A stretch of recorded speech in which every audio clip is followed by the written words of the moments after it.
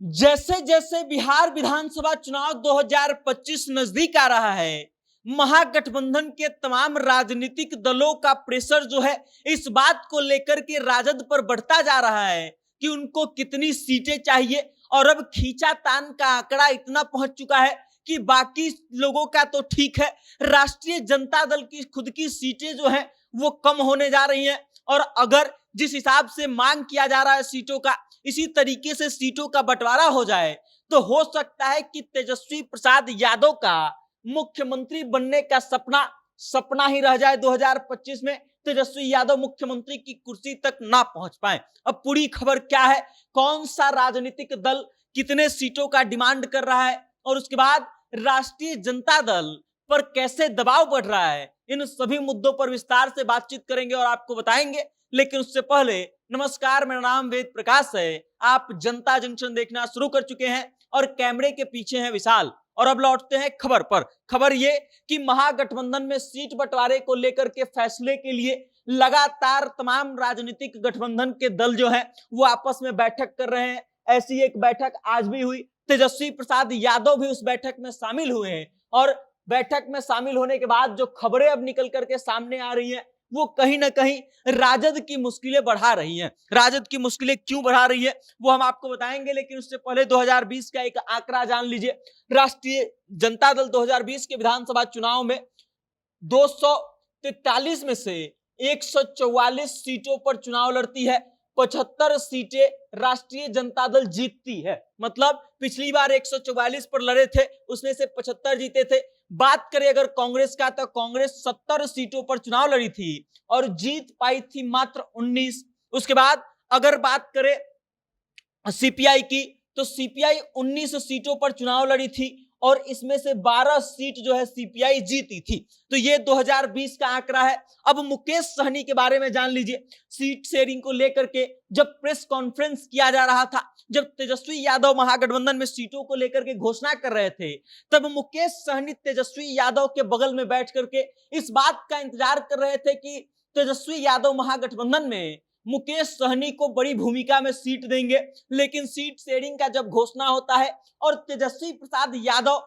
जब सीटों की संख्या वीआईपी के लिए बोलते हैं, उसी समय मुकेश सहनी कुर्सी छोड़ करके खड़ा हो जाते हैं और बीच प्रेस कॉन्फ्रेंस में इस बात का हवाला देते हैं कि तेजस्वी यादव ने उनके पीठ पर छुरा भोंका है। और उसके बाद ये अपना रास्ता बदल करके महागठबंधन से एनडीए गठबंधन की तरफ चले जाते हैं। और उसके बाद क्या होता है ये सबको पता है। अब 2025 के विधानसभा चुनाव में सीटों को लेकर के क्या समीकरण बैठ रहा है वो आप जान लीजिए। सबसे पहले अगर बात करें कांग्रेस का तो कांग्रेस को लेकर के ये चर्चा चल रही है कि 50 सीटों पर कांग्रेस जो है वो लड़ेगी और ये बात लगभग तय हो गया है कि कांग्रेस 50 सीटों पर चुनाव लड़ेगी। मतलब पिछली बार 70 पर लड़े थे और इस बार 50 सीट पर लड़ रहे हैं। सीटों की संख्या घटा दी गई है कांग्रेस की और ये शायद कांग्रेस इस बात को स्वीकार न कर पाए। उसके बाद अगर बात की जाए सीपीआई की तो पिछली बार 19 सीटों पर लड़े थे, उसमें से 12 जीते थे और इस बार बताया जा रहा है कि सीपीआई जो है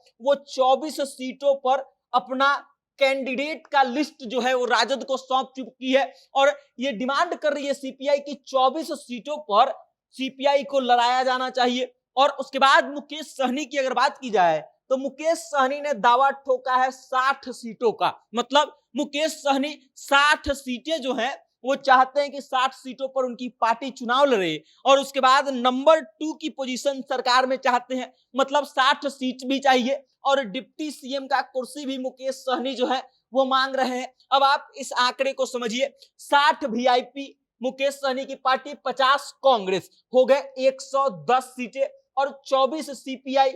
मतलब कि टोटल 134 सीटों का आंकड़ा पहुंच चुका है और अब 243 सीटें हैं। 243 सीटों में से 134 सीटों का आंकड़ा इन लोगों में बढ़ चुका है। मतलब अब सीटें राजद के लिए बची कितनी, तो मात्र 109 सीटें। और अब चूंकि तेजस्वी यादव को मुख्यमंत्री बनना है तो तेजस्वी यादव और राजद जरूर चाहेगी कि पिछली बार जितनी सीटों पर या तो चुनाव लड़े, क्योंकि राजद का विनिंग परसेंटेज काफी अच्छा था, या फिर इसके आसपास लड़े। इससे ज्यादा सीट तो लाना संभव नहीं है, मिलना संभव नहीं है।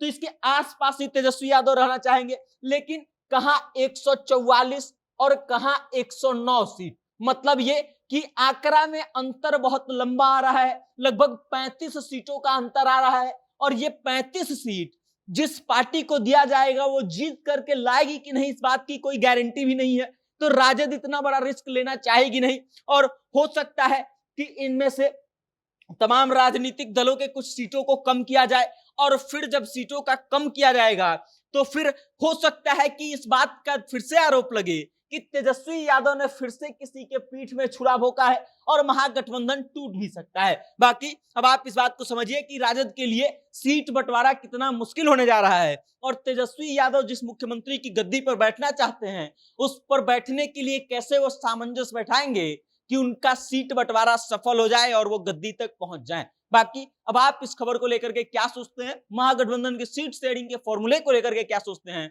अपनी राय कमेंट करके हम तक भेज दीजिएगा और देखते रहिएगा जनता जंक्शन। बहुत बहुत धन्यवाद।